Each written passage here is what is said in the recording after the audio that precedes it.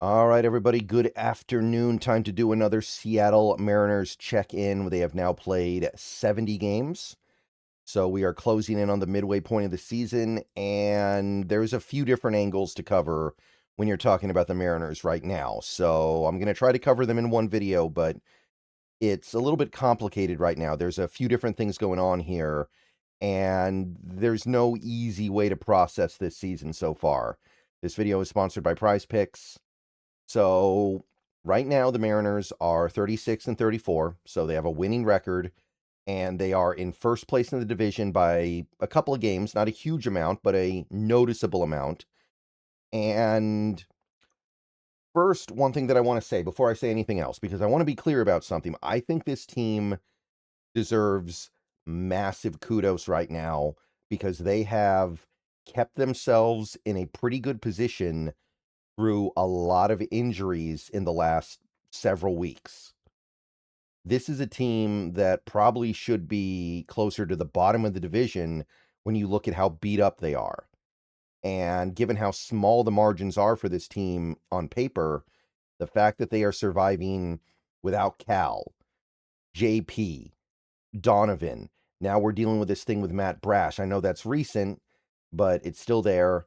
And even little things here and there, like Emerson missing a couple of games, and Josh Naylor playing through what seems to be some kind of an injury, and having to deal with all these things, for us to still be above 500 and for us to be finding a way to win these games remains impressive. And whatever else I may say in this video, I want to give this team credit.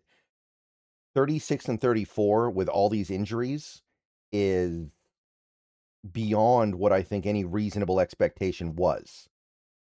So the fact that we're still here right now having positive thoughts about where this season can go, given how many at-bats we've had to give to guys that we weren't even thinking about before the season started, that counts for something. You've got Randy playing some of the best baseball of his life. You've got Rayleigh, incredible work at the plate. Canzone's been on fire.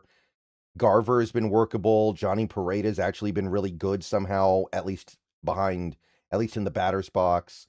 Colt Emerson, Cole Young's been continually workable. I know he's not elite or anything like that, but as far as second basemen go, it doesn't get much better than that. Julio's played better than he typically does at the start of the season. There's a lot to celebrate here about this team keeping it where they need to keep it so that they can at least have a chance to do what they want to do later in the season. So kudos. With that being said, that is mostly to do with the lineup, right? The lineup is gutting it out right now. This team is putting up runs, excuse me. This team is scoring runs. This team is getting men on base, and they should be getting reinforcements soon. At some point, we're going to get JP back. I don't know when. Al should be back very soon. Donovan should be back at some point. And when you put all that together with what we already have, this should be a very good offense, right? Maybe Emerson cools off at some point, but we're not going to need Colt the whole season, right? Like, Donovan's going to be our third baseman when he comes back. And as good as Emerson has been, I think that Donovan has proven with his bat this season that he deserves to be out there, and he's probably overall still a little bit of a better player than Emerson, even if Emerson is obviously the future. If you like sports, then the best way to make them even better and more exciting is using the PrizePicks app, where it always feels good to be right. PrizePicks makes daily fantasy simple. Just pick more or less on your favorite players and build lineups with a few taps. Whatever sport you're into, and obviously we are now firmly into the NFL offseason, so we're all about baseball. We got some basketball, we got some hockey, whatever it is you like. PrizePicks gives you a fun way to stay locked in while you're watching. Definitely make sure to use the promo code HMA. PrizePicks is hooking up users with $50 in lineups after you play your first $5 lineup. If you use that promo code, that is HMA. I've had a great time on PrizePicks so far, so definitely get on over to it, check it out, and make sure to get your lineups. And don't forget about team picks, where you can pick winners, spreads, and totals on any major game. So download the app now, use HMA, and get on over to Prize Picks, where it always feels good to be right. And remember, always gamble responsibly. So yeah, the lineup, we're good. I'd say that Naylor needs to get it together a little bit, but he kind of is. It's a slow but steady rise up to the point where he's actually plus batter. Been a frustrating start to the season for him, and he's been kind of a mess in the field. So the Naylor thing is frustrating, but other than that, I'm feeling pretty good. And there's a buffer here, right? If Canzone falls off, we have guys that can step up and pick up the slack. If Rayleigh falls off, we have guys that can pick up the slack. Julio should continue to get hotter to make up for whatever we lose from those guys. So the lineup, I feel good about that group right now. I wish Ref Snyder wasn't so bad, but hey, nothing. It's not all going to be perfect. We have a real lineup and bench. It's really about the pitching. It's really about the guys on the mound.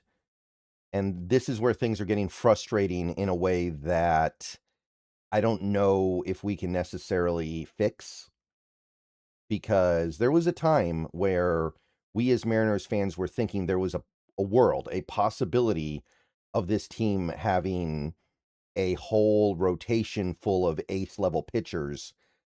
And right now they have two guys that are pitching like aces, and one of them, we're just waiting for the other shoe to drop, right? Like Bryce Miller, I think he's the real deal. I believe in Bryce Miller. He's pitched incredible so far. He's not going to keep it up at this level the whole season, but Miller's been great, and he'll continue to be great. I'm not worried about him right now. And Hancock's been great as well, but there is that sense that at some point he's going to revert back to he's going to revert back to being just okay. And that's fine. We don't need Hancock to be amazing, but the issue is, what about everybody else? Like Castillo, okay, Castillo got old. Castillo doesn't have the stuff anymore. Fine. Whatever. I can live with that. I'll get over that. But we are getting like average play, sometimes at best, from George Kirby and Brian Wu. And Gilbert's been better lately, but still overall this season, he has not been great. And the fact that we're watching this rotation kind of collapse right in front of us, it's really frustrating. A couple years ago, I thought Kirby was the guy. I thought Kirby was the guy who was destined to be an elite ace pitcher who we could count on to go pitch big playoff games and give us 5-6 quality innings whenever we needed it. But there's so much stuff going wrong with his season right now. Wu has been actually kind of bad this season, and the last couple years had me believing that he was going to be way better than I thought. So suddenly this rotation, like, is it even top 10 in baseball? I don't know. Because we've got one guy who looks like an ace right now in Miller, and other than that, I'm not sure. I don't totally trust anybody, and there was a time where I trusted everybody to at least be good in this rotation. Now I feel like I trust one guy and kind of sort of trust a second guy. So it's just one of those things where this was not the time for this rotation to slip, because we actually have a legitimate lineup right now, and I think we can win a lot of games with our bats, but not with these starting pitchers just completely fading. And look, there's some stuff that's going on that might be a little bit beyond our understanding. Like maybe Cal Raleig's absence behind the plate is a part of the problem. Maybe guys like Kirby and Wu, and even to a certain extent Gilbert, will pitch better when those guys come back. Or excuse me, when Cal specifically comes back and he's behind the plate. But I don't know if that's the case for Gilbert. Gilbert, if anything, has pitched better since Cal got hurt, it feels like. And it's not like these concerns with Kirby are brand new. Even last year, Kirby was starting to not really look like the future great pitcher that we were hoping for at one point. And Wu has been so much worse than he's been over the last couple of seasons. It feels like it can't just be completely blamed on the starting pitcher, or excuse me, the starting catcher. So there's some funky stuff going on. I think that there's it's not over. There's reason to hope that maybe Wu especially can get it together, because this fall off from Wu has been kind of it defies all logic and reason. But I'm worried about Kirby, and if Hancock goes back to Earth, which I suspect will happen at some point, we're in trouble. And that might lead to a scenario where you need to give up whatever it takes for Skubal. Unless you think Kate Anderson's going to be ready to come up mid-season, which we'll find out. That would make a lot of this stuff work better. But you've got some funky things going on with that. And the bullpen has been a disaster. I think one Mariners video ago, I was talking about how I felt like we were good in the bullpen now. I felt like things had settled down and we had what we needed. That has changed very quickly. And now I think you are obligated to make some kind of move for a bullpen pitcher. Maybe it's Chapman. Maybe it's somebody that I'm not even thinking about right now. I don't know. But it feels like you need to do something, because Munoz is out to lunch. We can't count on him, I don't think, at all right now. He's got no control. He can't throw strikes. Him blowing that Tigers game, which looms kind of large right now, this whole thing would be feeling a lot better if we had found a way to win that game and he had the perfect setup and still completely punted it. That was, I think, the moment where I realized that for whatever reason, he doesn't have it right now. Maybe he's hurt. I don't know.